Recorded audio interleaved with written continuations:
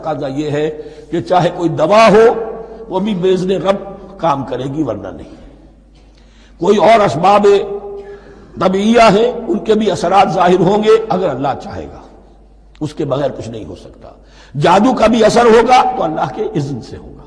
تو بندہ مومن کو ڈٹے رہنا چاہیے اور مقابلہ کرنا چاہیے.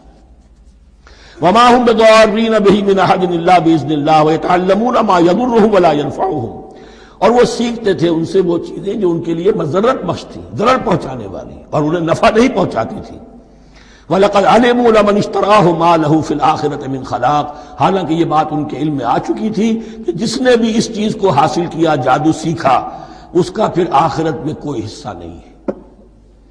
وَلَبِئْسَ مَا شَرَوْا بِهِ أَنفُسَهُمْ، اور بری تھی وہ چیز جس کے لیے انہوں نے اپنے آپ کو فروخت کر دیا. لَوْ كَانُوا يَعْلَمُونَ، کاش کہ انہیں علم ہوتا.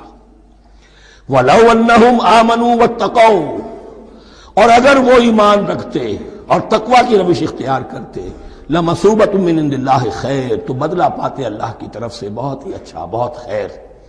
لَوْ كَانُوا يَعْلَمُونَ، کاش کہ ان کو معلوم ہوتا.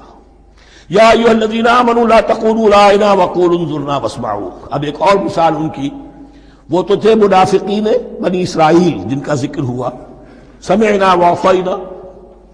اب یہاں یہ منافقین جو یہاں پر مسلمانوں میں شامل ہو گئے تھے، یہود کے زیر اثر لوگ، اور آ گئے مسلمانوں میں بھی. اب ان کا معاملہ کیا تھا؟ جب حضور صلی اللہ علیہ وسلم کی محفل میں بیٹھتے تھے تو جیسے ہوتا ہے، آپ نے کوئی بات فرمائی تو اگر فرض کیجئے کہ ادھر کے لوگوں نے نہیں سنی، بات سمجھ میں نہیں آئی، تو وہ ان سے درخواست کرتے تھے رعاینا، حضور ذرا ہماری رعایت کیجئے، بات کو دوبارہ دہرا دیجئے، ہماری سمجھ میں نہیں آیا. اب اس کا وہ کیا کرتے تھے یہودی، یا یہ ان کے یہودیوں کے زیر اثر منافقین، رعاینا، اے ہمارے چرواہے. گویا کہ دل میں خوش ہو رہے، خباثت نفس اس کو غذا مل رہی ہے، ہم نے تو رعاینا کہہ دیا. کسی نے اگر ٹوک دیا، بابا میں نے رعاینا کہا تھا، معلوم ہوتا ہے آپ کی سماعت میں کوئی خلل پیدا ہو چکا ہے. یہ انداز تو مسلمانوں سے کہا جا رہا ہے. یہ واحد آیت ہے اس پورے سلسلے میں جس میں خطاب یا ایھا الذین آمنوا سے ہے، لیکن اصل میں روح سخن اب بھی بنی اسرائیل کی شرارت ہے. یا ایھا الذین آمنوا لا تقولوا رعاینا وقولوا انظرنا واسمعوا. دیکھو تم اس لفظ کو چھوڑ دو، اہل ایمان تم مت کہا کرو رعاینا، تم کہا کرو انظرنا. اے نبی ہماری طرف توجہ فرمائیے یا ہمیں مہلت دیجیے. نظر کے دونوں معنی ہیں، دیکھنا، ہمیں دیکھیے، اور انتظار بھی اسی سے بنا ہے، ذرا سی مہلت دیجیے. واسمعوا، اور دوسرے یہ کہ توجہ سے سنا کرو تاکہ دوبارہ پوچھنے کی ضرورت ہی پیش نہ آئے. وللکافرین عذاب علیم، اور ان کافروں کے لیے تو دردناک عذاب ہے. ما یود الذین کفروا من اہل الکتاب ولا المشرکین ان ینزل علیکم من خیر من ربکم، اور نہیں چاہتے وہ لوگ کہ جنہوں نے کفر کیا ہے اہل کتاب میں سے اور مشرکین میں سے بھی، کہ نازل ہو تم پر کوئی بھی خیر تمہارے رب کی طرف سے. یہ اہل کتاب بھی اور مشرکین مکہ بھی یہ جل رہے ہیں حسد میں، حسد کی آگ میں، کہ یہ کلام پاک تمہیں کیوں دے دیا گیا، یہ آخری منصب نبوت کا جو ہے خاتم النبیین، یہ منصب جو ہے یہ انہیں کیوں مل گیا. وہ نہیں چاہتے کہ کوئی بھی خیر اللہ کی طرف سے تمہیں ملے. واللہ یختص برحمتہ من یشاء، حالانکہ یہ اللہ کا پریروگیٹو ہے، اللہ کا فیصلہ ہے. اللہ خاص کر لیتا ہے اپنی رحمت کے لیے جس کو چاہے، یہ اس کا فیصلہ ہے. واللہ ذو الفضل العظیم، اور اللہ تعالیٰ بڑے فضل والا ہے. ما ننسخ من آیت او ننسها نأت بخیر منها او مثلها، ہم نہیں منسوخ کرتے کسی بھی آیت کو یا اسے بھلواتے. ایک تو ہے ننسخ، منسوخ کر دینا، ایک ہے حافظے سے ہی کسی کے محو کر دینا. ما ننسخ من آیت او ننسها نأت بخیر منها، تو ہم اس کی جگہ پر اس سے بہتر لے آتے ہیں، او مثلها یا ویسی ہی لے آتے ہیں. الم تعلم ان اللہ علی کل شیء قدیر، کیا تم یہ نہیں جانتے کہ اللہ تعالی ہر چیز پر قدرت رکھتا ہے، اسے ہر شے کا اختیار ہے. الم تعلم ان اللہ لہ ملک السماوات والارض، کیا تم نہیں جانتے کہ اللہ کے لیے ہی اختیار مطلق ہے، بادشاہی ہے آسمانوں اور زمین کی. وما لکم من دون اللہ بولی ولا نصیر، اور نہیں ہے تمہارے لیے اللہ کے سوا کوئی بھی نہ ولی اور نہ مددگار. ما ننسخ من آیة أو ننسها نأتِ بخير منها أو مثلها ألم تعلم أن الله على كل شيء قدير ألم تعلم أن الله له ملك السماوات والأرض وما لكم من دون الله من ولي ولا نصير صدق اللہ العظیم۔ ان آیات مبارکہ کا ترجمہ اگرچہ ہم کر چکے ہیں، لیکن اس کا جو اصل مفہوم ہے اور اس کا پس منظر ہے اس کو سمجھنا ضروری ہے۔ آپ کو معلوم ہے کہ اللہ کا دین آدم سے لے کر این دم تک ایک ہی ہے۔ نوح کا دین، موسیٰ کا دین، عیسیٰ کا دین، محمد کا دین صلی اللہ علیہ وسلم علیہ الصلوۃ دین ایک ہی ہے۔ شریعتوں میں فرق رہا ہے، اور یہ فرق جو رہا ہے اس کا اصل سبب یہ ہے کہ نوع انسانی مختلف اعتبارات سے ارتقاء کی مراحل طے کر رہی تھی۔ ذہنی پختگی، شعور کی پختگی، پھر سوشل ایولیوشن، تمدنی ارتقاء، یہ مسلسل جاری تھا۔ لہذا اس ارتقاء کے جس مرحلے میں رسول آئے اسی کی مناسبت سے ان کو تعلیمات دے دی گئیں۔ ان میں وہ حصے بھی تھے کہ جو ایٹرنل ہیں، جو ہمیشہ رہیں گے، اور ایسے بھی تھے کہ جو اس زمانے کی مناسبت سے تھے۔ اب جب اگلا رسول آئے گا تو ظاہر بات ہے کہ ان میں سے کچھ چیزوں میں تغیر و تبدل ہو جائے گا، کچھ چیزیں نئی آ جائیں گی، کچھ پرانی ساقط ہو جائیں گی۔ یہ پرانی چیزوں کا ساقط ہونا یہ کہلاتا ہے ناسخ ہونا، ناسخ و منسوخ کا مسئلہ، کہ وہ حکم منسوخ ہو گیا اور اس کی جگہ پر کوئی اور حکم آ گیا ہے۔ یا تو اللہ تعالیٰ تعین کے ساتھ منسوخ فرماتے ہیں، یا یہ کہ اس شے کو سرے سے لوگوں کے ذہنوں سے زائل کر دیتے ہیں۔ اعتراض یہ کر رہے تھے یہودی کہ اگر تو یہ دین وہی ہے جو موسیٰ کا تھا تو ظاہر بات ہے کہ پھر شریعت پوری وہی ہونی چاہیے۔ اس کے اعتراض کا جواب ہے جو یہاں دیا جا رہا ہے، اور یہی مسئلہ پھر قرآن میں بھی ہے۔ قرآن کی بھی تدریج کے ساتھ شریعت کی تکمیل ہوئی ہے۔ جیسا کہ میں نے پہلے عرض کیا تھا، شریعت کا بلو پرنٹ آپ کو سورہ بقرہ میں مل جائے گا آگے چل کر، لیکن شریعت کی تکمیل ہوئی ہے سورہ مائدہ میں۔ یہ جو تقریباً 5-6 سال کا وقفہ ہے، اس میں کچھ احکام شروع میں دیے گئے، پھر ان میں رد و بدل کر کے، اور پھر آخر میں الیوم اکملت لکم دینکم واتممت علیکم نعمتی ورضیت لکم الاسلام دینا۔ تو یہ ناسخ و منسوخ کا مسئلہ صرف سابقہ شریعتوں اور شریعت محمدی میں نہیں ہے صلی اللہ علیہ وسلم، بلکہ خود شریعت محمدی میں بھی زمانی اعتبار سے ارتقاء ہوا ہے کہ پہلے شراب کے بارے میں حکم دیا گیا کہ اس کی مضرت زیادہ ہے، گناہ کا پہلو زیادہ ہے، کچھ فائدے بھی ہیں، بس۔ اس کے بعد آیا اگر شراب کے نشے میں ہو تو نماز مت پڑھو، نماز کے قریب مت جاؤ۔ سورہ مائدہ میں آخری حکم آ گیا، حل انتم منتہون، اب باز آتے ہو کہ نہیں آتے، حرام کر دیا گیا۔ تو یہ تدریجاً ہوا ہے۔ تو ناسخ و منسوخ قرآن میں بھی ہے، اور ناسخ و منسوخ قرآن اور تورات کے مابین بھی ہے۔ تو ہم نہیں منسوخ کرتے کوئی آیت یا بھلوا دیتے ہیں اس کو، نأتی بخیر منہا، ہم اس سے بھی بہتر لے آتے ہیں، او مثلہا، یا اس جیسی ہی۔ الم تعلم ان اللہ علی کل شیء قدیر، اب یہ کہ یہ تو اللہ کی اتھارٹی ہے، مالک الملک وہ ہے، دین اس کا ہے، اس میں وہ جس طریقے سے چاہے کسی چیز کے اندر تبدیلی پیدا کر دے۔ الم تعلم ان اللہ لہ ملک السماوات والارض ما لکم من دون اللہ من ولی ولا نصیر ام تریدون ان تسألوا رسولکم کما سئل موسیٰ من قبل، کیا تم یہ چاہتے ہو کہ سوال کرو یا مطالبہ کرو اپنے رسول سے بھی اسی طرح کے جس طرح کی باتیں کی گئی تھی موسیٰ سے پہلے؟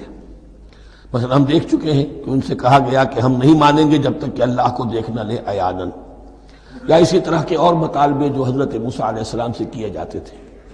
یہاں مسلمانوں کو سکھایا جا رہا ہے کہ اس روش سے باز آؤ، ایسی بات تمہارے اندر پیدا نہیں ہونی چاہیے۔ وَمَن يَتَبَدَّلِ الْكُفْرَ بِالْإِيمَانِ فَقَدْ ضَلَّ سَوَاءَ السَّبِيلِ، ظاہر بات ہے ایسی حرکتیں بھی اب مسلمانوں میں سے بھی جو منافقین ان میں شامل تھے وہی کر رہے ہوں گے۔ اس لیے فرمایا کہ جو کوئی ایمان کو ہاتھ سے دے کر کفر کو لے لے گا، یعنی منافق چونکہ دو طرفہ ہوتا ہے، اب اس کا بھی امکان ہوتا ہے کہ یکسو ہو جائے کفر کی طرف، اور اس کا بھی امکان ہوتا ہے کہ بالآخر یکسو ہو جائے ایمان کی طرف۔ مذبذبین بین ذالک کی کیفیت میں جو مبتلا ہے، اس کے دو یہ امکانات ہیں۔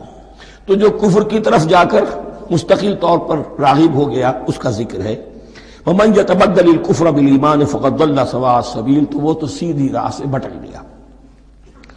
ود کثیر من اہل الکتاب لو یردونکم من بعد ایمانکم کفارا، اہل کتاب میں سے بہت سے لوگ ہیں جو چاہتے ہیں کہ کسی طرح لوٹا کر لے جائیں تمہیں تمہارے ایمان کے بعد، پھر کفار بنا دیں۔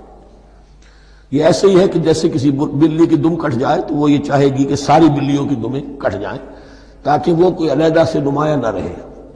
تو وہ چاہتے تھے کہ یہ چیزیں جو ہیں ان کو واپس لے آیا جائے، اہل ایمان کو بھی کفر میں لے آیا جائے، حسدا من عند انفسہم، اور یہ ان کا طرز عمل ان کے حسد کی وجہ سے کہ کیوں یہ نعمت جو ہے ان کو دے دی گئی۔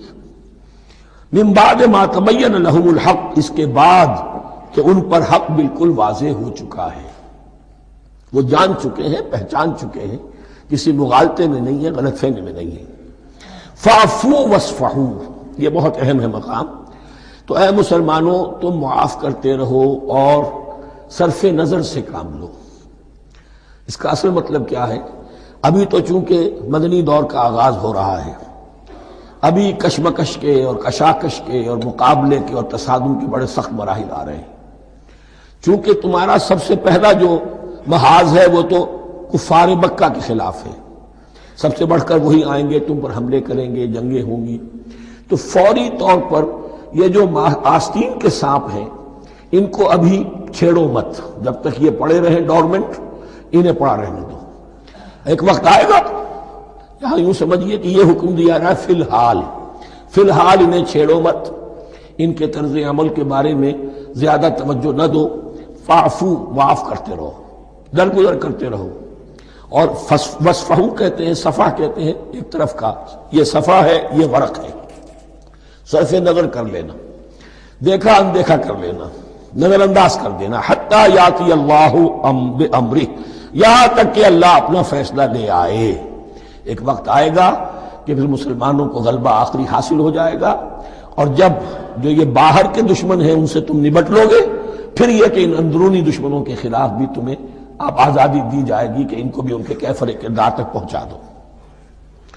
ان اللہ علی کل شیء قدیر، یقیناً اللہ ہر چیز پر قادر ہے۔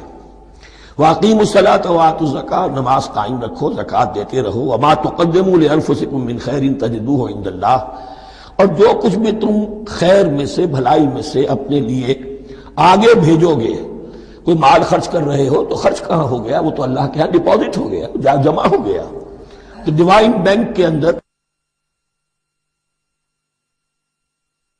وما تقدموا لانفسکم من خیر تجدوہ عند اللہ، اسے اللہ کے پاس پاؤ گے۔ ان اللہ بما تعملون بصیر، یقیناً جو کچھ تم کر رہے ہو اللہ اسے دیکھ رہا ہے۔ وقالوا لن يدخل الجنة الا من كان هودا او نصارى، اب دیکھیے جب یہ نئی امت اب تشکیل پا رہی ہے تو یہودی اور نصرانی جو ایک دوسرے کے دشمن تھے مسلمانوں کے مقابلے میں جمع ہو گئے، انہوں نے کہنا یہ شروع کیا، وقالوا لن يدخل الجنة، ہرگز نہیں داخل ہوگا جنت میں، الا من كان هودا او نصارى، سوائے اس کے جو یا تو یہودی ہو یا نصرانی ہو۔ جیسے ہمارے ہاں بھی ہوتا ہے، اہل حدیث کے مقابلے میں دیوبندی بریلوی جمع ہو جائیں گے، چاہے وہ آپس میں ایک دوسرے کے ساتھ جو بھی ان کا بیر ہے وہ اپنی جگہ ہے۔ اسی طریقے سے اہل تشیع کے مقابلے میں شاید اور جو ہے اہل سنت کے لوگ جمع ہو جائیں۔ تو ایک کامن اینمی جب آ جاتا ہے تو پھر یہ ہے کہ وہ لوگ جن کے اپنے اندر بڑی کنٹرڈکشنز ہیں وہ پھر ایک متحدہ محاذ بناتے ہیں۔ وقالوا لن يدخل الجنة الا من كان هودا او نصارى تلك امانيهم، یہ لفظ دوبارہ آ گیا، یہ ان کی خواہشات ہیں، من گھڑت خیالات ہیں، ان کی وشفل تھنکنگ ہے۔ قل هاتوا برهانكم ان كنتم صادقين، کہو ان سے لاؤ کوئی دلیل اگر تم سچے ہو، دلیل کتاب سے لاؤ، کہیں تورات میں لکھا ہے یہ، کہیں یہ انجیل میں لکھا ہے، جو تورات اور جو انجیل تمہارے پاس ہے اسی میں سے دکھا دو کہ یہ لکھا ہوا ہو، کہیں لکھا ہوا نہیں۔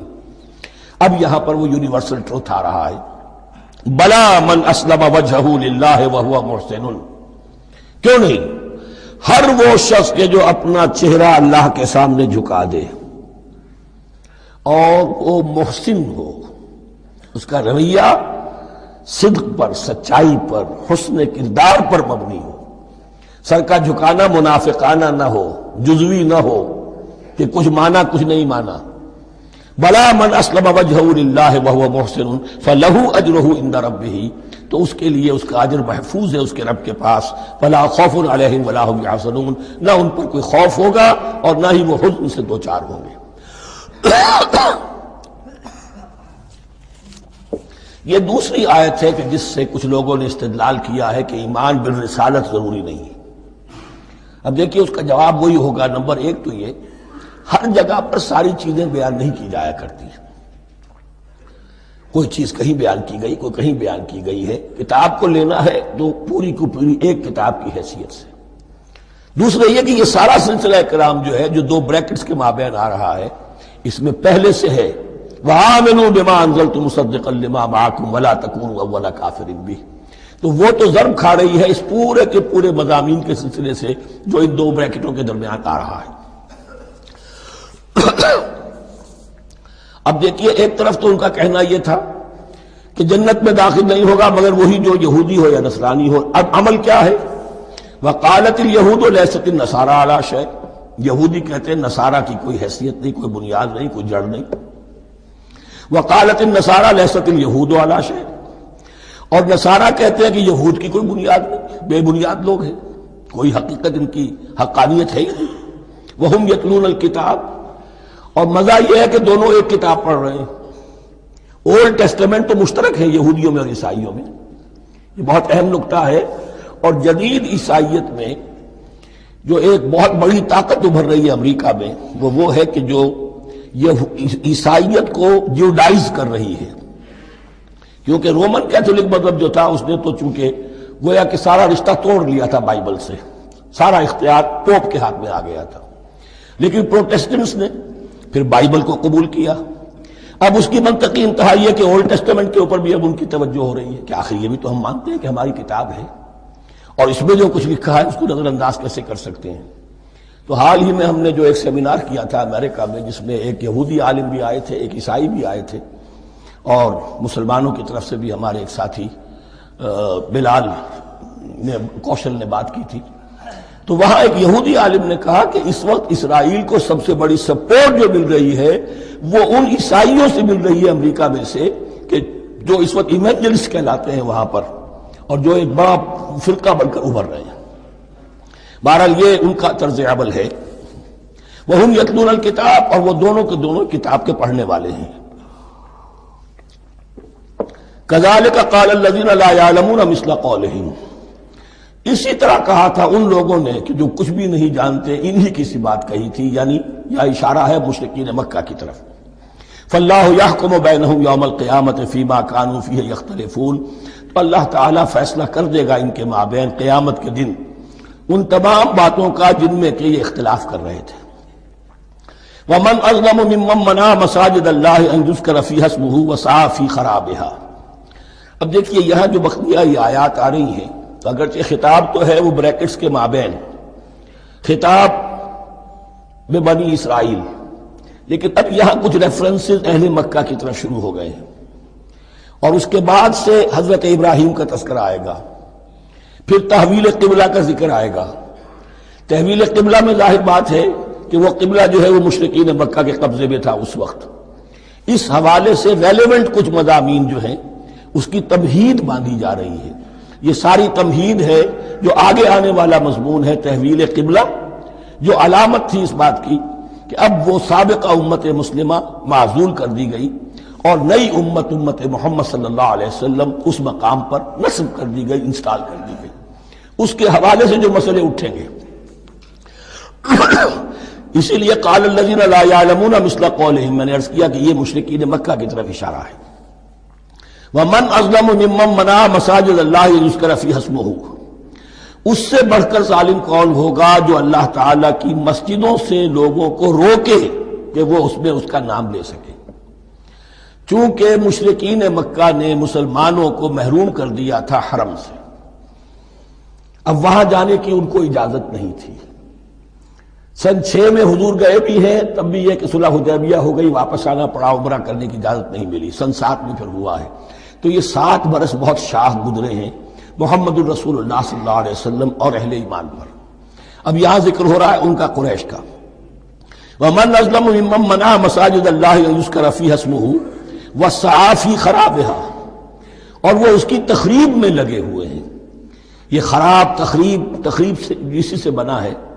یہ تخریب دو طرح کی ہوتی ہے، ایک ظاہری تخریب ہوتی ہے، کسی مسجد کو گرا دینا، اور ایک ظاہری نہیں باطنی معنوی ہوتی ہے۔ وہ جو تخریب ہے وہ یہ ہے کہ توحید کی بجائے اسے شرک کا اڈا بنا دیا ہے۔ وہ تو دنیا کے بت قدوں میں پہلا وہ گھر خدا کا، ہم اس کے پاسباں ہیں، وہ پاسباں ہمارا، 360 بت رکھ دیے گئے اس گھر میں لا کر، جو ابراہیم نے تعبیر کیا تھا توحید خالص کے لیے۔ وَسَعَىٰ فِي خَرَابِهَا، یہ لفظ ذرا نوٹ کر لیجئے، یہ ایک حدیث میں بھی آیا ہے، بڑی دلدوز حدیث ہے، اور میں چاہتا ہوں کہ آپ اسے ذہن میں رکھیں۔ حضور نے فرمایا یوشک ان یاتی علی الناس زمان، اندیشہ ہے کہ لوگوں پر یعنی میری امت پر ایک زمانہ ایسا بھی آ جائے گا،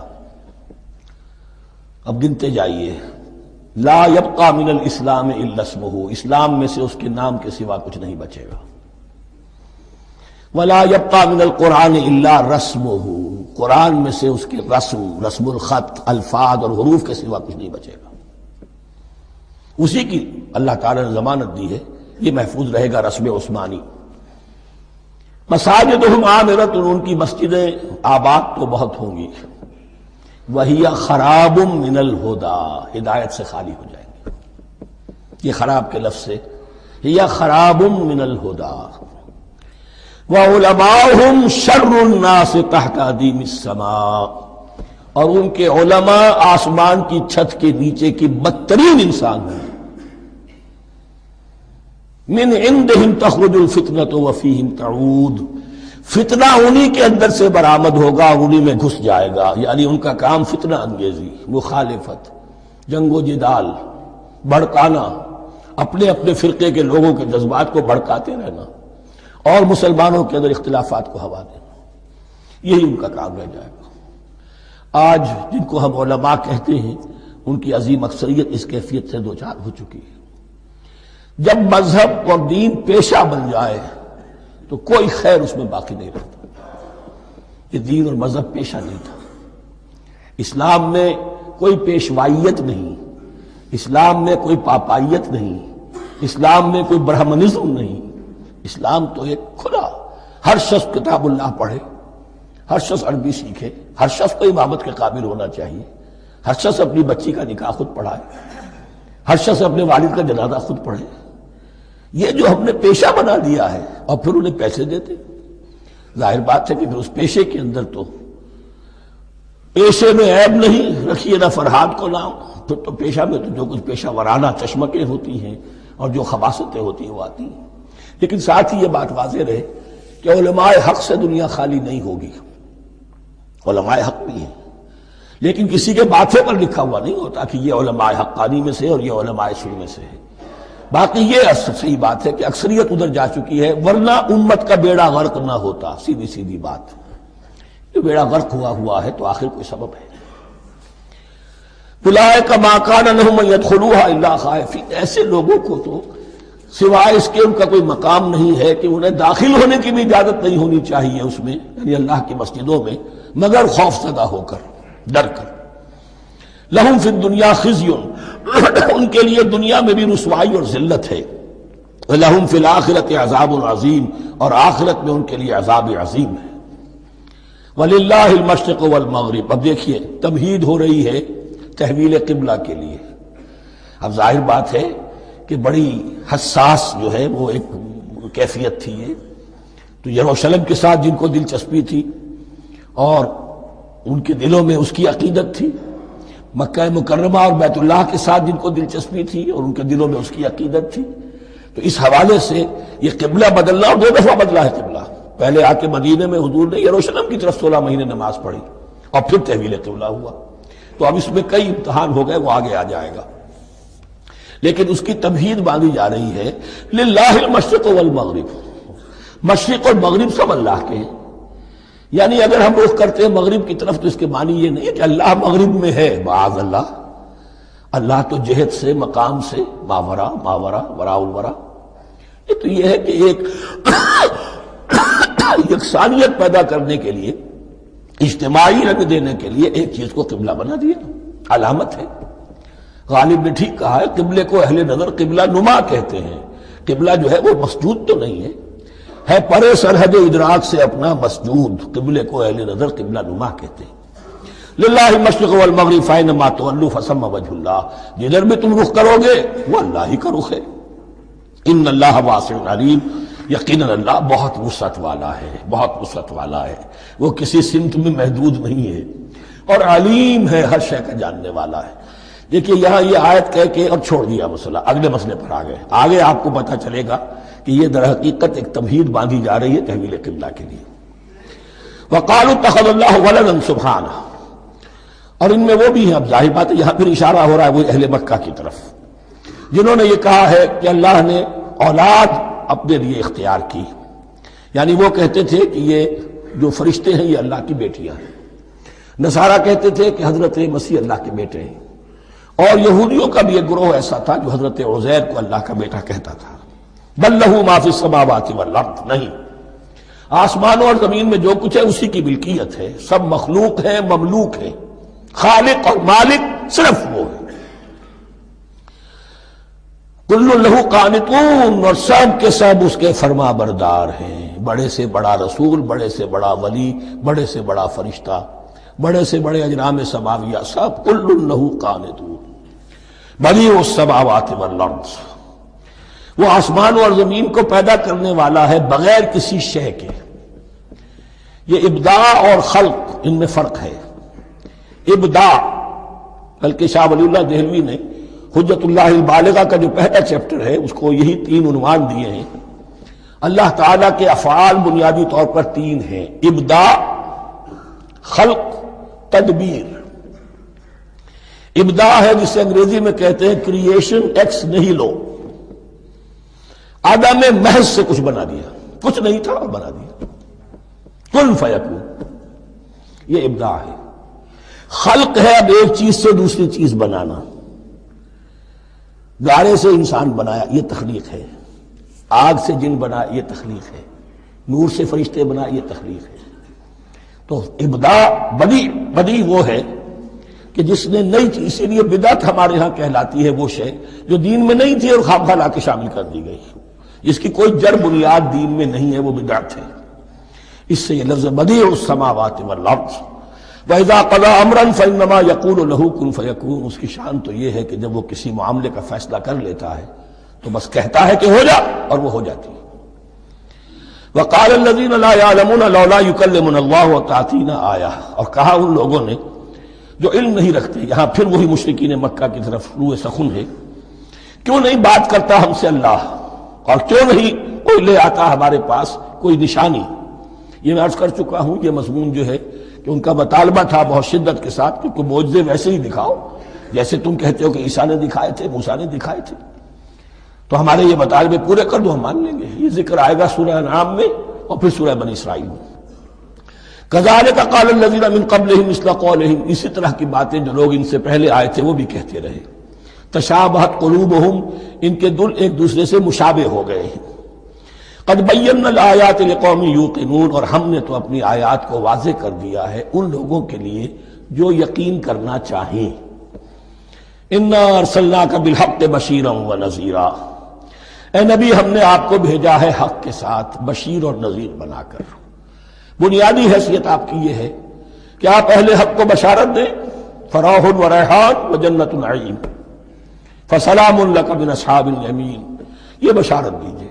اور جو غلط راستے پر جائیں، کفر کریں، منافقت میں مبتلا ہوں، ملحد ہوں اور بدعملی کریں، ان کو آپ خبردار کر دیجئے کہ جہنم ان کے لیے تیار کر دی گئی ہے۔ آپ کا کام دعوت ہے، ابلاغ ہے، تبلیغ ہے، نصیحت ہے۔ وَلَا تُسْأَلُ عَنْ أَصْحَابِ الْجَحِيمِ، آپ سے سوال نہیں کیا جائے گا جہنمیوں کے بارے میں کہ محمد یہ کیوں جہنم میں پہنچ گئے، ہم نے تمہیں بھیجا تھا، تمہارے ہوتے ہوئے یہ جہنمی کیوں ہو گئے؟ نہیں، یہ آپ کی ذمہ داری نہیں ہے۔ کون جنت میں جانا چاہتا ہے، کون جہنم میں جانا چاہتا ہے، یہ آدمی کا اپنا فیصلہ ہے۔ آپ کا کام ہے کہ حق کو واضح کر دیں، ہاں وضاحت میں کمی نہ رہ جائے، حق واضح ہو جائے، کوئی اشتباہ نہ ہو، بالکل مبرہن ہو جائے، واضح ہو جائے، بس یہ ذمہ داری آپ کی ہے، اس سے زیادہ نہیں۔ یہ مسئولیت جو ہوتی ہے، انسان اگر اپنی اصل مسئولیت سے زیادہ ذمہ داری اپنے سر پر ڈال لے تو اس سے بھی بہت بڑی بڑی گمراہیاں پیدا ہوتی ہیں، اور اس کا جو تذکرہ ہو رہا ہے بڑی گمراہی تو معاذ اللہ وہ تو ہمارے حوالے سے ہوتی ہے۔ ہمارے ہاں کی بہت سی جماعتیں جو ہیں اسی طرح کی غلطیوں کی وجہ سے وہ غلط راستوں پر پڑ گئی، پوری تحریکیں برباد ہو گئی۔ لیکن یہاں بھی حضور کا معاملہ کیا ہو رہا تھا کہ حضور چاہتے تھے کہ کسی طرح یہ علماء یہود ایمان لے آئے۔ بہرحال حضور کے دل میں رغبت، آخر مکے میں آپ تھے تو دعائیں مانگتے تھے، اے اللہ عمرو بن ہشام اور عمر بن خطاب میں سے کسی ایک کو تو میری جھولی میں ڈال دے۔ تو اسی طرح کی دعا آپ نے کی ہوگی۔ فرمایا وَلَن تَرْضَىٰ عَنكَ الْيَهُودُ وَلَا النَّصَارَىٰ حَتَّىٰ تَتَّبِعَ مِلَّتَهُمْ۔ اے نبی کسی مغالطے میں نہ رہیے، ہرگز راضی نہیں ہوں گے آپ سے نہ یہ یہودی اور نہ نصرانی جب تک کہ آپ پیروی نہ کریں ان کی ملت کی۔ لہذا امید منقطع کر لیجیے، اس لیے کہ زیادہ امید ہو تو مایوسی ہو جاتی ہے۔ اقبال نے بہت خوب کہا ہے بندہ مومن کے بارے میں، جس کی امیدیں قلیل جس کے مقاصد جلیل۔ مقصد اونچا لیکن امید قلیل رکھیے، اللہ چاہے گا تو ہو جائے گا، نہیں چاہے گا تو میرا کام تو اپنی حد تک اپنا فرض ادا کر دینا ہے۔ اس سے زیادہ کی جو ہے خواہش اپنے دل میں پالیں گے، کسی اجلت پسندی میں گرفتار ہو جائیں گے، کہیں دائیں بائیں ہک اور کرک کے ذریعے سے کہیں پہنچنے کی کوشش کریں گے اور اپنے آپ کو بھی برباد کر دیں گے۔ لن ترضى عنك اليهود ولا النصارى حتى تتبع ملتهم قل ان هدى الله هو الهدى، کہہ دیجئے دیکھو ہدایت تو ہے اللہ کی ہدایت۔ وَلَئِنِ اتَّبَعْتَ أَهْوَاءَهُمْ، اور نبی آپ بھی کان کھول کر سن لیں، اگر آپ نے ان کی خواہشات کی پیروی کی، یہاں ہم جوڑ دیں گے الفاظ بالفرض بفرض محال، اگر آپ نے ان کی خواہشات کی پیروی کی کہ کچھ چلو لے دو کر معاملہ کر لو، کچھ ان کی بات مانو کچھ اپنی بات منوا لو۔ یہ مکے میں بھی قریش کی طرف سے بھی آیا تھا کہ کچھ اپنی بات منوا لیجئے، کچھ ہماری بات کمپرومائز کیجئے۔ اب ظاہر بات ہے کہ یہاں اب یہود کے ساتھ یہی معاملہ ہے۔ وَلَئِنِ اتَّبَعْتَ أَهْوَاءَهُمْ بَعْدَ الَّذِي جَاءَكَ مِنَ الْعِلْمِ مَا لَكَ مِنَ اللَّهِ مِنْ وَلِيٍّ وَلَا نَصِيرٍ، اور اگر بفرض محال آپ نے پیروی کی ان کی خواہشات کی، اس کے بعد کہ آپ کے پاس علم آ چکا تو نہیں ہوگا کوئی بھی اللہ کے مقابلے میں آپ کے لیے کوئی مددگار یا حمایتی۔ معاذ اللہ معاذ اللہ، حق کی تلوار بڑی ننگی ہے، اور یہاں اللہ کا عدل یہ فرد سے فرد تک بدلتا نہیں ہے، نہ امت سے امت کی طرف بدلے گا، قوم اور کسی اور قوم سے ایک معاملہ کسی دوسری قوم سے کوئی اور معاملہ نہیں۔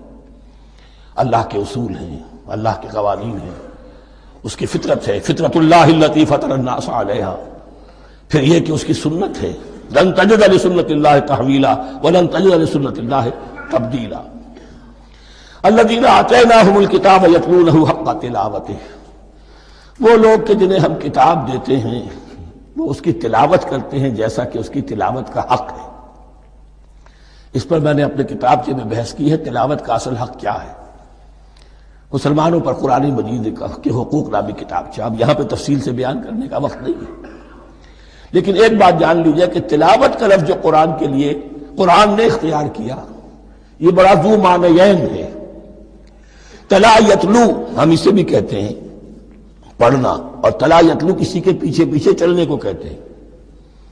والشمس وضحاها والقمر اذا تلاها، سورج کے بعد پیچھے آتا ہے چاند۔ تو یتلو کے معنی کیا ہے؟ when you are reading the book you are following the text۔ بعض لوگوں کو دیکھا ہوگا انگلی ان کی چلتی ہے ساتھ ساتھ، وہ بیچارے جو زیادہ ماہر نہیں ہیں تو تاکہ نگاہ ادھر سے ادھر نہ ہو جائے، ایک سطر سے دوسری سطر پر نہ پہنچ جائے، انگلی بھی ساتھ ساتھ پھیرتے ہیں، تو فالوئنگ دی ٹیکسٹ۔ لیکن اس تلاوت کا اصل حق کیا ہوگا؟ جب آپ اس کتاب کو فالو کریں، اسے اپنا امام بنائیں، اس کے پیچھے چلیں، اس کا اتباع کریں، اس کی پیروی کریں، جس کی کہ دعا ہم کرتے ہیں وَاجْعَلْهُ لَنَا إِمَامًا وَنُورًا وَهُدًى وَرَحْمَةً، تو اللہ تو بنائے گا ہمارا امام اس کو اسی وقت جب کہ ہم فیصلہ کر لیں کہ ہم اس کتاب کے پیچھے چلیں گے۔ الذین آتیناہم الکتاب یتلونہ حق تلاوتہ اولئک یؤمنون بہ۔ جو اللہ کی کتاب کی تلاوت کا حق ادا کرے اور اس کی پیروی بھی کرے، وہی ہیں جو اس پر ایمان رکھتے ہیں۔ جو نہ تلاوت کا حق رکھتے ہوں ادا کریں، نہ پیروی کریں، وہ دعویٰ کریں کہ ہمارا ایمان ہے تورات پر اور کتاب پر، تو یہ دعویٰ جو ہے جھوٹا دعویٰ ہے۔ میں وہ حدیث آپ کو سنا چکا ہوں، ما آمن بالقرآن من استحل محارمہ، جس شخص نے قرآن کی کسی حرام کردہ شے کو اپنے لیے حلال کر لیا، اس کا قرآن پر کوئی ایمان نہیں۔ وَمَن يَكْفُرْ بِهِ فَأُولَٰئِكَ هُمُ الْخَاسِرُونَ، اور جو اس کا کفر کرے گا تو وہی لوگ ہیں خسارے میں رہنے والے۔ اب وہ بریکٹ بند ہو رہی ہے، وہ آیت کے جو چھٹے رکوع کے شروع میں آئی تھی دوبارہ آ گئی جوں کی توں، یا بنی اسرائیل اذکروا نعمتی التی انعمت علیکم وانی فضلتکم علی العالمین۔ یہ ترتیب ذہن میں رکھیے۔ اور دوسری آیت بھی جو کہ صرف یہ ہے کہ ترتیب تھوڑی سی بدلی ہے۔ بریکٹ یوں بناتے ہیں تو اس کی چونچ ادھر ہوتی ہے تو اس کی چونچ ادھر ہوتی ہے، تو اسی طریقے سے ذہن میں رکھیے کہ دوسری آیت کی ترتیب تھوڑی سی بدل دی درمیانی، اور وہ بھی درمیان میں چونچ والا معاملہ جو ہوتا ہے۔ وَاتَّقُوا يَوْمًا لَا تَجْزِي نَفْسٌ عَن نَفْسٍ شَيْئًا، یہ تو جو کا تو وہی ہے، ڈرو اس دن سے جس دن کوئی جان کسی دوسری جان کے کام نہ آ سکے گی۔ وَلَا يُقْبَلُ مِنْهَا عَدْلٌ، وہاں کیا تھا وَلَا يُقْبَلُ مِنْهَا شَفَاعَةٌ، یہاں کیا آیا وَلَا يُقْبَلُ مِنْهَا عَدْلٌ، نہ اس سے کوئی فدیہ قبول کیا جائے گا۔ وَلَا تَنفَعُهَا شَفَاعَةٌ، یہ شفاعت بعد میں لے آئے، عدل پہلے لے آئے، وہاں شفاعت پہلے ہے عدل بعد میں، بس یہ تبدیلی ہے۔ وَلَا هُمْ يُنصَرُونَ، اور یہ پھر جو کا تو وہی جو پہلی آیت میں تھا، جو چھٹے رکوع کی دوسری آیت ختم ہوئی، نہیں انہیں کوئی مدد مل سکے گی۔ یہ جو حصہ تھا جو تقریباً 10 رکوعوں پر مشتمل تھا، سورہ بقرہ کے 18 رکوع کہ جن میں روح سخن ہے سابقہ امت مسلمہ کی طرف، 4 رکوع بڑے عموم کے حامل تھے، لیکن بین السطور وہاں بھی اشارے موجود تھے، روح سخن جو تھا وہ بنی اسرائیل کی طرف۔ 10 رکوعوں میں صراحت کے ساتھ ساری گفتگو انہی سے ہے، الا یہ کہ ایک جگہ مسلمانوں سے خطاب کر لیا، کچھ آخر میں اہل مکہ کا تذکرہ بھی ہو گیا۔ اب اس کے بعد ذکر شروع ہو رہا ہے حضرت ابراہیم علیہ السلام کا۔ وہ بات سمجھ لیجئے کہ کیا وجہ ہے اس کی۔ دیکھیے حضرت ابراہیم کی نسل کی یہ 2 شاخیں چلی، ویسے تو 3 ہیں۔ عام طور پر لوگوں کے علم میں ہے کہ 2 بیویاں تھیں، حضرت ہاجرہ سے حضرت اسماعیل پیدا ہوئے، بڑے تھے، حضرت سارہ سے حضرت اسحاق، ان کے بیٹے یعقوب، یعقوب کے 12 بیٹے بنی اسرائیل۔ حضرت اسماعیل کو حضرت ابراہیم نے آباد کیا خانہ کعبہ کے پاس لا کر، بواد غیر ذی زرع، تو وہاں یہ جو ہے ایک نسل چلی۔ لیکن نبوت جو ہے حضرت ابراہیم کے بعد حضرت اسماعیل کو تو ملی، اس کے بعد مسلسل یوں سمجھیے کہ تقریباً 3000 کا فصل ہے سالوں کا کہ کوئی نبوت اس شاخ میں نہیں آئی۔ نبوت کا سلسلہ چلا دوسری شاخ میں، حضرت یعقوب، حضرت اسحاق، حضرت یعقوب، حضرت یوسف، چلتے جائیے، اور پھر حضرت موسیٰ اور عیسیٰ سے شروع ہو کر حضرت موسیٰ اور ہارون سے شروع ہو کر حضرت عیسیٰ اور یحییٰ تک 1400 برس مسلسل۔ اگرچہ تیسری شاخ بھی تھی، بنو قطورہ کہلاتے، تیسری اہلیہ آپ کی تھی قطورہ، بنی قطورہ میں سے ان کی اولاد بڑی کثیر تھی، ان میں سے ایک مدین تھے، مدین یا مدیان، ان میں حضرت شعیب کی بعثت ہوئی تھی۔ حضرت شعیب بھی حضرت ابراہیم کی نسل میں سے ہیں، لیکن بنی مدیان میں سے۔ بہرحال اب چونکہ حضور کی بعثت ہوئی بنی اسماعیل میں، ادھر بنی اسرائیل ہیں، ان سے یہ خطاب ہو رہا ہے سابقہ امت مسلمہ، اور اب یہ امامت الناس منتقل ہونے والی ہے بنی اسرائیل سے بنی اسماعیل کو۔ تو اب اگر اس انتقال کے وقت نقل، اگر وہ جو کامن فیکٹر ہے اس کا تذکرہ کیا جائے تو بات آسان ہو جائے گی۔ ابراہیم ہی تو جد امجد ہے نا تمہارے، تم یعقوب کی اولاد ہو، ٹھیک ہے، لیکن یعقوب کس کے بیٹے تھے؟ اسحاق کس کے بیٹے تھے؟ ابراہیم کے۔ تو یہ دوسری نسل بھی تو ابراہیم ہی کی ہے۔ اس حوالے سے ان کے لیے سہل بنایا جا رہا ہے کہ بات کو سمجھو، یہ صرف یہ ہے کہ 2 پیڑھی اوپر جا کر مل گئے اور اللہ خیر سنا۔ اور حضرت ابراہیم نے خانہ کعبہ کی تعمیر کی اور اسے اب مرکز بنانا ہے اہل توحید کا، لہذا یہ ساری گفتگو اب شروع ہو رہی ہے۔ 4 رکوع اب وہ ہے 15 سے شروع ہو کر 18 تک، جن کا اصل مضمون ہے تحویل قبلہ۔ وَإِذِ ابْتَلَىٰ إِبْرَاهِيمَ رَبُّهُ بِكَلِمَاتٍ فَأَتَمَّهُنَّ، اور ذرا یاد کرو جب ابراہیم کو آزمایا اس کے رب نے بہت سی باتوں میں.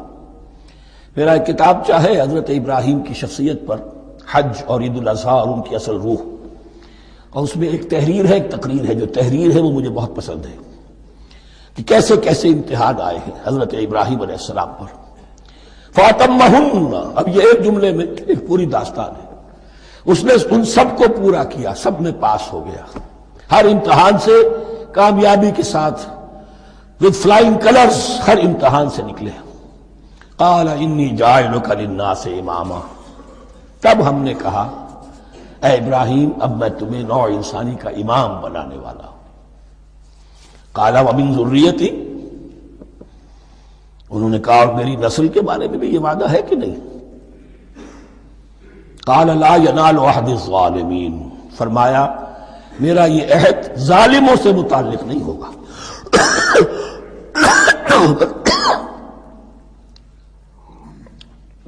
مطلب کیا ہوا کہ تمہاری نسل میں سے جو صاحب ایمان ہوں گے، نیک ہوں گے، سیدھے راستے پر چلیں گے، ان سے ہمارا وعدہ ہے، لیکن نسلیت کی بنیاد پر نہیں ہے کہ جو بھی تمہاری نسل میں سے لازماً وہ اس وعدے کا مصداق بن جائے. وَإِذْ جَعَلْنَا الْبَيْتَ مَثَابَةً لِلنَّاسِ وَأَمْنًا، اور یاد کرو جب کہ ہم نے گھر کو، اپنے گھر کو، بیت اللہ کو قرار دے دیا لوگوں کے لیے زیارت کی جگہ، لوٹ کے آنے، لوٹ کر آؤ، حج کرو. مَثَابَةً لِلنَّاسِ وَأَمْنًا، اور اسے امن کا گھر قرار دے دیا. وَاتَّخِذُوا مِن مَّقَامِ إِبْرَاهِيمَ مُصَلًّى، اور ہم نے حکم دیا کہ مقام ابراہیم کو اپنی جائے نماز بنا لو، نماز پڑھنے کی جگہ بنا لو. آج کل تو بعض علماء نے یہ کہا ہے کہ مقام ابراہیم سے مراد کوئی خاص پتھر نہیں ہے، بلکہ اصل میں وہ تو پوری جگہ جو تھی وہ مقام ابراہیم، حضرت ابراہیم وہاں آباد ہوئے تھے. لیکن صحیح بات وہی ہے جو ہمارے سلف سے چلی آ رہی ہے، روایات پختہ ہیں اس کے بارے میں کہ یہ جس طریقے سے حجر اسود جنت سے آیا ہے، ایسے ہی یہ بھی ایک پتھر تھا کہ جو جنت سے لایا گیا حضرت ابراہیم کے لیے جب وہ تعمیر کر رہے تھے. کوئی اور ذرائع تو ابھی تھے ہی نہیں، اس کے اوپر وہ کھڑے ہوتے تھے اور یہ پتھر ہی اونچا ہوتا جاتا تھا خود. اب جیسے جیسے تعمیر اوپر جا رہی ہے تو اس کے لیے یہ پتھر اونچا ہوتا تھا. وہ پتھر ہے جو مقام ابراہیم اب بھی محفوظ ہے، اور وہاں پر پھر طواف کر کے کعبے کا مکمل، پھر اس کے آس پاس جو ہے 2 رکعت جو ہے وہ ادا کی جاتی ہے نماز. وَعَهِدْنَا إِلَىٰ إِبْرَاهِيمَ وَإِسْمَاعِيلَ أَن طَهِّرَا بَيْتِيَ لِلطَّائِفِينَ وَالْعَاكِفِينَ وَالرُّكَّعِ السُّجُودِ، اور ہم نے عہد لے لیا تھا ابراہیم اور اسماعیل سے کہ تم دونوں ہمارے اس گھر کو، بیتیا میرے اس گھر کو پاک رکھو. اب یہ تطہیر بھی دونوں طرح کی ہوگی، ظاہری صفائی بھی ہو، گند نہ ہو، تاکہ زائر آئیں تو ان کے دلوں میں جو کدورت پیدا نہ ہو، کوفت نہ ہو، کھلی فضا ہو، صاف رکھو. اور تطہیر باطنی، وہاں توحید کا چرچا ہو، کوئی اور کفر اور شرک جو ہے وہ نہ آنے پائے. ان طہرا بیتی للطائفین والعاکفین، طواف کرنے والوں کے لیے، اعتکاف کرنے والوں کے لیے، والرکع السجود، اور رکوع اور سجود کرنے والوں کے لیے. وَإِذْ قَالَ إِبْرَاهِيمُ رَبِّ اجْعَلْ هَٰذَا بَلَدًا آمِنًا وَارْزُقْ أَهْلَهُ مِنَ الثَّمَرَاتِ مَنْ آمَنَ مِنْهُمْ بِاللَّهِ وَالْيَوْمِ الْآخِرِ. اور یاد کرو جب کہ ابراہیم نے کہا تھا اے میرے پروردگار اس گھر کو امن کی جگہ بنا دے، اور اس کے رہنے والوں، اس کے ہاں آباد ہونے والوں کو یعنی بنی اسماعیل کے لیے ان کو رزق عطا فرما، میووں کا اور پھلوں کا. من آمن منہم باللہ والیوم الآخر. اب یہاں حضرت ابراہیم خود رک گئے کہ میں اپنی ساری اولاد کے لیے یہ دعا نہ کروں، اس لیے کہ وہاں روک دیا گیا تھا لا ینال عہد الظالمین. تو جو بھی ان میں سے ایمان اور عمل صالح والے ہوں اور یوم آخر پر ایمان رکھتے ہوں، اجعل هذا البلد آمنا وارزق اهله من الثمرات من آمن منهم بالله واليوم الآخر.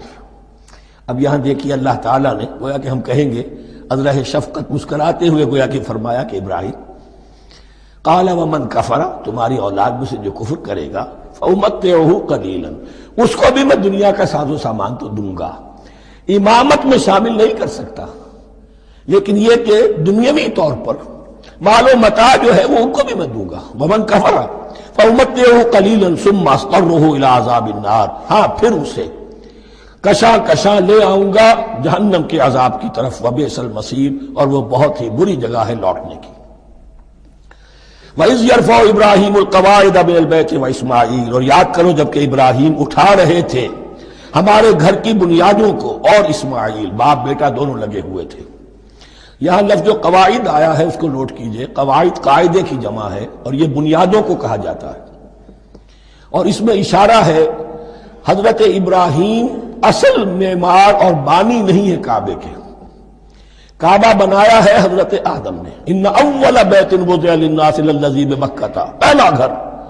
اب کیسے ممکن تھا حضرت آدم علیہ السلام کے زمانے سے لے کر اور حضرت ابراہیم تک کم و بیش جو ہے 4000 برس ہے، عام اندازہ جو ہے تورات کا اگر آپ لگائیں تو کوئی مسجد نہیں بنی ہوگی کیا؟ یہ پہلا گھر ہے، پہلا وہ گھر خدا کا، تو اس کی بنیادیں رہ گئی تھیں، باقی وہ امتداد زمانہ سے، اور چونکہ یہ سیلاب کا راستہ تھا، سیلاب کی وجہ سے وہ سب جو ہے دیواریں بہہ گئی تھی، صرف بنیادیں تھیں۔ ان بنیادوں کو پھر وَإِذْ بَوَّأْنَا لِإِبْرَاهِيمَ مَكَانَ الْبَيْتِ، یہ سورہ حج میں جا کر مضمون تفصیل سے آئے گا۔ اب میں آئے گا کہتا ہوں، آ چکا ہے حقیقت کے اعتبار سے، اس لیے کہ یہ ساری مکی صورتیں ہیں جو نازل ہو چکی ہیں سورہ بقرہ سے بہت پہلے۔ تو جب وہ ان بنیادوں کو اٹھا رہے تھے تو دعائیں مانگ رہے تھے، ربنا تقبل منا انک انت السمیع العلیم، اے رب ہماری اس کوشش کو، ہماری اس مشقت کو، محنت کو قبول فرما۔ باہر گھر بنا رہے ہیں، پتھر اٹھا اٹھا کر لا رہے ہیں، حضرت اسماعیل کی عمر اس وقت لگ بھگ 13 برس ہے، ہاتھ بٹا رہے ہیں۔ ربنا تقبل منا انک انت السمیع العلیم، اے رب ہماری اس کوشش کو شرف قبول عطا فرما، یقیناً تو سب کچھ سننے والا اور جاننے والا ہے۔ ربنا وجعلنا مسلمین لک، اور اے رب ہمیں اپنا فرما بردار بنائے رکھ۔ نوٹ کیجئے ابراہیم کہہ رہے ہیں، تو میں اور آپ اگر مطمئن ہو جائیں کہ میری موت لازماً حق پر ہوگی تو بہت بڑا دھوکہ ہے۔ ڈرتے رہنا چاہیے، اللہ کی پناہ طلب کرتے رہنا چاہیے۔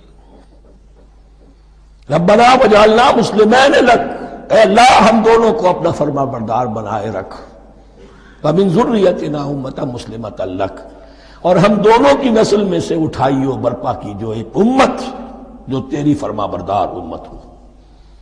وارنا مناسکنا، اور اے پروردگار تیرا گھر تو ہم نے یہ بنا دیا، اب اس کے جو رسومات ہیں وہ ہمیں سکھا، جو مناسک حج ہیں، ارنا مناسک، اب کیسے حج کریں، کیا آداب ہوں گے، طواف کیسے ہوگا، کیا کریں گے۔ وتب علینا، اور ہم پر اپنی شفقت کی نظر فرما، انک انت التواب الرحیم، یقیناً تو ہی ہے بہت ہی زیادہ توبہ کا قبول فرمانے والا اور شفقت کے ساتھ رجوع کرنے والا اور رحم فرمانے والا۔ ربنا وابعث فیہم رسولا منہم،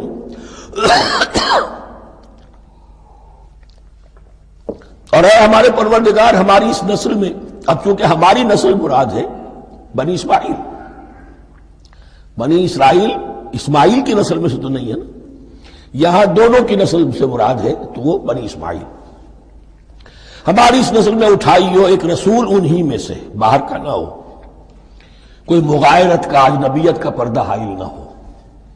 وہ کیا کرے، یتلو علیہم آیاتک، تیری آیات ان کو پڑھ کر سنائے، وَيُعَلِّمُهُمُ الْكِتَابَ وَالْحِکْمَةَ، اور صرف سنائے نہیں، تعلیم دے انہیں کتاب اور حکمت کی۔ صرف سنا دینا تو بہت آسان کام ہے، سکھانا، تعلیم دینا، دلوں میں بٹھانا، اور حکمت، وَيُزَكِّيهِمْ، اور ان کو پاک کرے، ان کا تزکیہ کرے، ان کے دلوں میں تیری محبت اور آخرت کی طلب کے سوا کوئی طلب باقی نہ رہنے دے۔ انک انت العزیز الحکیم، یقیناً پروردگار تو ہی ہے زبردست اور کمال حکمت والا۔ وَمَن يَرْغَبُ عَن مِّلَّةِ إِبْرَاهِيمَ إِلَّا مَن سَفِهَ نَفْسَهُ، اور ایسا شخص کون سا ہوگا جو ابراہیم کے طریقے سے منہ موڑے۔ یہ رغبت کا نظر بھی زبان میں دونوں طرف جاتا ہے، رغبہ الہ، کسی شے کی طرف رغبت ہونا، محبت ہونا، میلان ہونا، اور رغبہ عن، کسی شے سے متنفر ہونا، کسی شے سے ابا کرنا، اس کو چھوڑ دینا۔ وَمَن يَرْغَبُ عَن مِّلَّةِ إِبْرَاهِيمَ إِلَّا مَن سَفِهَ نَفْسَهُ، سوائے اس کے جس نے اپنے آپ کو حماقت ہی میں مبتلا کرنے کا فیصلہ کر لیا ہو. اور کون ہوگا جو ابراہیم کے طریقے سے منہ موڑے؟ وَلَقَدِ اصْطَفَيْنَاهُ فِي الدُّنْيَا، اور ہم نے تو اسے دنیا میں بھی پسند کر لیا تھا، چن لیا تھا. وَإِنَّهُ فِي الْآخِرَةِ لَمِنَ الصَّالِحِينَ، اور یقیناً آخرت میں بھی وہ ہمارے صالح بندوں میں سے ہوں گے. اذ قال له ربه اسلم قال اسلمت لرب العالمین، جب کہا اس سے اس کے پروردگار نے کہ مانو میرا حکم، اس نے کہا پروردگار قبول ہے تیرا حکم، یہاں تک کہ ذبح کرو بیٹے کو، حاضر. یہ آخری امتحان تھا، آخری. 100 برس کی عمر میں، 87 برس کی عمر میں دعائیں مانگ مانگ کر بیٹا لیا تھا اسماعیل. حضرت سارہ کے ہاں کوئی اولاد نہیں ہوئی تھی. اب وہ 13 برس کا تھا، بازو بن گیا تھا، اور اس وقت ذبح کرنے کا حکم آیا. جب بھی کہا ہم نے مانو ہمارا حکم، قال اسلمت لرب العالمین. اللہ تعالی ہمیں بھی توفیق دے کہ اس کی پیروی کریں. وَوَصَّىٰ بِهَا إِبْرَاهِيمُ بَنِيهِ وَيَعْقُوبُ، اور اسی کی وصیت کی تھی ابراہیم نے بھی اپنے بیٹوں کو اور یعقوب نے بھی. یا بنیا، وہ کیا تھی نصیحت؟ ہے میرے بیٹو، ان اللہ اصطفیٰ لکم الدین، دیکھو اللہ نے تمہارے لیے دین کو پسند فرما لیا ہے. کون سا دین؟ فلا تموتن الا وانتم مسلمون، اور دیکھنا موت نہ آنے پائے مگر فرما برداری کی حالت میں. یہی بات آئے گی سورہ آل عمران میں مسلمانوں سے خطاب کر کے، یا ایھا الذین آمنوا اتقوا اللہ حق تقاتہ ولا تموتن الا وانتم مسلمون، اور ان الدین عند اللہ الاسلام ومن یبتغ غیر الاسلام دینا فلن یقبل منہ. ام کنتم شہداء اذ حضر یعقوب الموت، کیا تم اس وقت موجود تھے جب یعقوب کی موت کا وقت آیا؟ جب آدم کی یعقوب پر موت، یہ لفظی ترجمہ ہوگا. اذ حضر یعقوب الموت اذ قال لبنیہ ما تعبدون من بعدی، حضرت یعقوب نے اپنے سارے بیٹوں کو جمع کیا، 12 کے 12، اور مصر میں پہنچ چکے تھے یہ حضرت یوسف علیہ السلام کے ذریعے سے، جو سورہ یوسف میں ساری کہانی آئے گی. وہاں انتقال ہوا تو انہوں نے اپنے بیٹوں کو جمع کیا. اذ قال لبنیہ ما تعبدون من بعدی، میرے بعد تم کس کی پوجا کرو گے، کس کی پرستش کرو گے؟ یہ بات نہیں تھی کہ انہیں معلوم نہیں تھا، لیکن یہ کہ ایک میثاق، قول و قرار اور پختہ کرنے کے لیے. قالوا نعبد الہک و الہ آبائک ابراہیم و اسماعیل و اسحاق، کہا کہ ہم پوجیں گے، بندگی کریں گے، پرستش کریں گے آپ کے معبود کی اور آپ کے آبا ابراہیم، اسماعیل اور اسحاق کے معبود کی. اور یہ کوئی مختلف معبود نہیں ہے، الہ واحدہ، وہ تو ایک ہی الہ ہے. وَنَحْنُ لَهُ مُسْلِمُونَ، ہم اس کے لیے اس کے سامنے سر جھکاتے ہیں، اسی کی فرما برداری کا اقرار کرتے ہیں. تِلْكَ أُمَّةٌ قَدْ خَلَتْ، یہ آیت 2 مرتبہ آئے گی اسی رکوع میں. یہ ایک گروہ تھا انسانوں کا جو گزر گیا، ابراہیم، اسماعیل، اسحاق، یعقوب، ان کی اولاد. قد خلت، وہ گزر گئے. لہا ما کسبت ولکم ما کسبتم، ان کے لیے تھا جو انہوں نے کمایا، اور تمہارے لیے ہوگا جو تم کماؤ گے. یعنی یہاں پدرم سلطان بود کا کوئی مقام نہیں ہے. ہر شخص کے لیے اپنا عمل، اپنا ایمان، اپنی کمائی. وَلَا تُسْأَلُونَ عَمَّا كَانُوا يَعْمَلُونَ، تم سے یہ نہیں پوچھا جائے گا کہ وہ کیا کرتے تھے، تم سے پوچھا جائے گا تم کیا کر کے لائے ہو.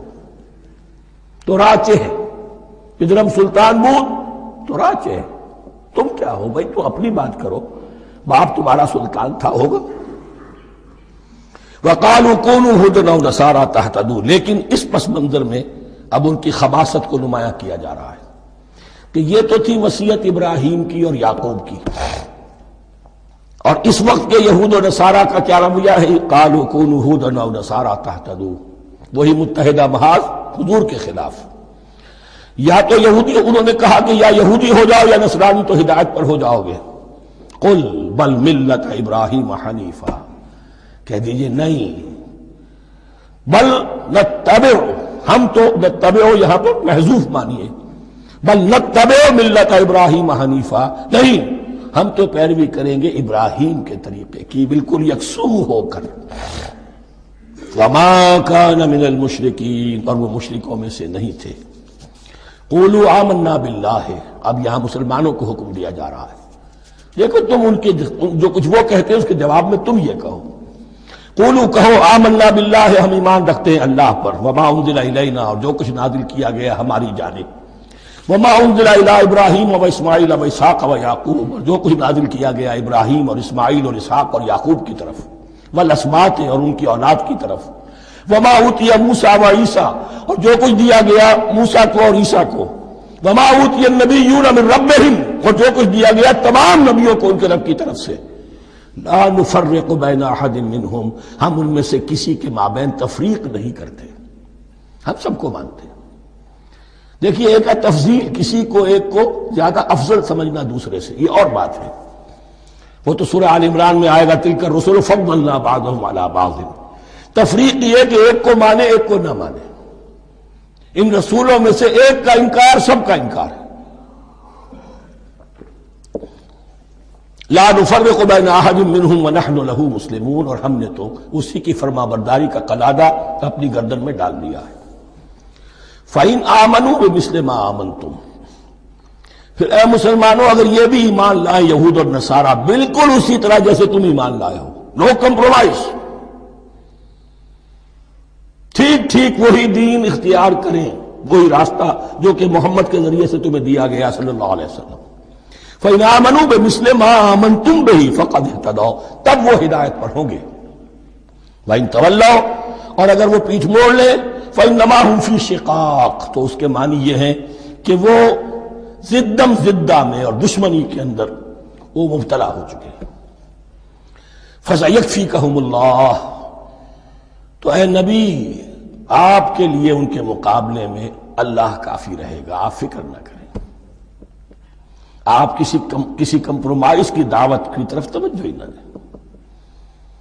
کچھ دو کا معاملہ سوچیں بھی نہ، ان کی مخالفتوں سے آپ مرعوب نہ ہوں، ان کی دھمکیوں کا کوئی اثر نہ دے. فَسَيَكْفِيكَهُمُ اللَّهُ، اللہ کافی رہے گا آپ کے لیے ان سب کے مقابلے میں. وَهُوَ السَّمِيعُ الْعَلِيمُ، اور یقیناً وہ سب کو سننے والا اور جاننے والا ہے. ایسا نہیں ہے کہ اسے معلوم نہ ہو کہ آپ اس وقت کن حالات میں ہیں، کیسی مشکلات میں ہیں، کس طرح کی نازک صورتحال دن بدن جو ہے شکل بدل رہی ہے، لیکن آپ قائم رہیں. یہ ہے جگہ جہاں پر خون پڑا ہوا ہے اس نسخے میں جو حضرت عثمان تلاوت فرما رہے تھے، اور اس وقت باغیوں نے انہیں شہید کیا ہے. ان کی زوجہ محترمہ نائلہ، انہوں نے بچانا چاہا ہے تو ان کی انگلیاں کٹ گئیں، اور خون جو ہے وہ فَسَيَكْفِيكَهُمُ اللَّهُ، ان الفاظ پر وہ خون پڑا ہے، وہ دم اب بھی موجود ہے. وَهُوَ السَّمِيعُ الْعَلِيمُ، اور وہ سب کچھ سننے والا اور جاننے والا ہے. صبغۃ اللہ، کیا معنی یہاں پر بھی ایک آپ کو محذوف ماننا ہوگا. اخترنا صبغۃ اللہ، ہم نے تو اختیار کر لیا ہے اللہ کے رنگ کو. وَمَنْ أَحْسَنُ مِنَ اللَّهِ صِبْغَةً وَنَحْنُ لَهُ عَابِدُونَ، اور اللہ سے بہتر رنگ کس کا ہوگا، اور ہم تو بس اسی کی بندگی، اسی کی پرستش کرنے والے ہیں. قُلْ أَتُحَاجُّونَنَا فِي اللَّهِ وَهُوَ رَبُّنَا وَرَبُّكُمْ، اے نبی ان سے کہیے کہ کیا تم ہم سے محاجہ کر رہے ہو، حجت بازی کر رہے ہو، جھگڑ رہے ہو، دلیل بازی کر رہے ہو اللہ کے بارے میں. وَهُوَ رَبُّنَا وَرَبُّكُمْ، وہ تو ہمارا رب بھی ہے تمہارا رب بھی ہے. رب تو ایک ہے، رب بھی ایک، اس کا دین بھی ایک. ہاں شریعتوں میں فرق ہوا ہے. قُلْ أَتُحَاجُّونَنَا فِي اللَّهِ وَهُوَ رَبُّنَا وَرَبُّكُمْ وَلَنَا أَعْمَالُنَا وَلَكُمْ أَعْمَالُكُمْ، رب تو ہمارا بھی وہ تمہارا بھی وہ، البتہ ہمارے لیے ہوں گے ہمارے عمل، تمہارے لیے ہوں گے تمہارے عمل. وَنَحْنُ لَهُ مُخْلِصُونَ، اور ہم تو اس کے لیے اپنے آپ کو خالص کر لینے والے ہیں. یہ ذرا 3 الفاظ یہاں پہ نوٹ کر لیجئے، یہ میرے اور آپ کے لیے لمحہ فکریہ ہیں. نحن لہو مسلمون، 136ویں آیت اس پر ختم ہوئی. ہم اس کے سامنے سر تسلیم خم کرتے ہیں، ان میں سے تو ہم بھی شامل ہیں. نحن لہو عابدون، آیت نمبر 138. ہم اس کی بندگی کرنے والے ہیں، اسی کی بندگی کرنے والے ہیں. تو صرف اسلام نہیں، عبادت اور ٹوٹل عبادت، ٹوٹل بندگی، پوری زندگی میں اس کے ہر حکم کی پیروی اور اطاعت۔ اس سے آگے بات آئی وَنَحْنُ لَهُ مُخْلِصُونَ، یہ عبادت اخلاص کے ساتھ نہیں ہے تو منافقت ہے۔ اس عبادت سے کوئی دنیا کی منفعت پیش نظر نہ ہو، سوداگری نہیں، یہ عبادت خدا کی ہے۔ دنیا بنانا، دنیا کمانا، دین کو ذریعہ بنانا، اس سے بڑی اور اس سے گری ہوئی کوئی حرکت نہیں۔ اخلاص، حضور نے فرمایا من صلی یرائی فقط اشرکا ومن صام یرائی فقط اشرکا ومن تصدق یرائی فقط اشرکا، جس نے نماز پڑھی دکھاوے کے لیے اس نے شرک کیا، جس نے روزہ رکھا دکھاوے کے لیے اس نے شرک کیا، اور جس نے صدقہ خیرات دیا دکھاوے کے لیے اس نے شرک کیا۔ وَنَحْنُ لَهُ مُخْلِصُونَ، نَحْنُ لَهُ مُسْلِمُونَ، نَحْنُ لَهُ عَابِدُونَ، نَحْنُ لَهُ مُخْلِصُونَ۔ اللهم ربنا اجعلنا منهم، اللهم ربنا اجعلنا منهم۔ ام تقولون ان ابراہیم واسماعیل واسحاق ویعقوب والاسباط كانوا هودا او نصارا، کیا تمہارا کہنا یہ ہے کہ ابراہیم اور اسماعیل اور اسحاق اور یعقوب اور ان کی اولاد یہودی تھے یا نصرانی تھے؟ تم جو کہتے ہو کہ یا یہودی ہو جاؤ یا نصرانی تب ہدایت پاؤ گے، تو ابراہیم یہودی تھے یا نصرانی؟ اور اسحاق اور یعقوب اور یوسف اور موسیٰ اور عیسیٰ یہ کون تھے؟ یہی بات آج مسلمانوں کو سوچنی چاہیے۔ محمد الرسول اللہ اور ان کے اصحاب دیوبندی تھے یا بریلوی تھے یا اہل حدیث تھے یا شیعہ تھے یا سنی تھے؟ ان تقسیموں سے اوپر ہونے کی ضرورت ہے۔ اللہ کے ساتھ اخلاص کا تقاضا یہ ہے، ٹھیک ہے ایک فقہی مسلک کے اعتبار سے ایک شخص کسی مسلک کی پیروی کر رہا ہے، لیکن اپنے آپ کو اس سے آئیڈینٹیفائی کرانا اور اس مسلک کو مقدم رکھنا دین پر، اور اس مسلک ہی کے لیے محنت اور مشقت اور بھاگ دوڑ تبلیغ ہو رہی ہے اسی کی، یہ چیز بالکل اس اصل حقیقت کے خلاف ہے کہ جو اللہ کے دین نے ہمیں سکھائی ہے۔ ام تقولون ان ابراہیم و اسماعیل و اسحاق و یعقوب والاسباط كانوا هودا او نصارا قل انتم اعلم ام اللہ، کہیے ان سے کہ تم زیادہ جانتے ہو یا اللہ زیادہ جانتا ہے۔ ومن اظلم ممن كتم شہادۃ عنده من اللہ، کان کھول کر سن لو، اس سے بڑھ کر ظالم کون ہوگا جس نے اللہ کی ایک گواہی جو اس کے پاس تھی اسے چھپا لیا۔ تمہارے پاس گواہیاں ہیں، علماء یہود جانتے تھے یہ اللہ کے رسول ہیں جن کے ہم منتظر تھے، اس گواہی کو چھپائے بیٹھے۔ ومن اظلم ممن كتم شہادۃ عنده من اللہ وما اللہ بغافل عما تعملون، اور اللہ ہرگز غافل نہیں ہے کہ اس سے جو تم کر رہے ہو۔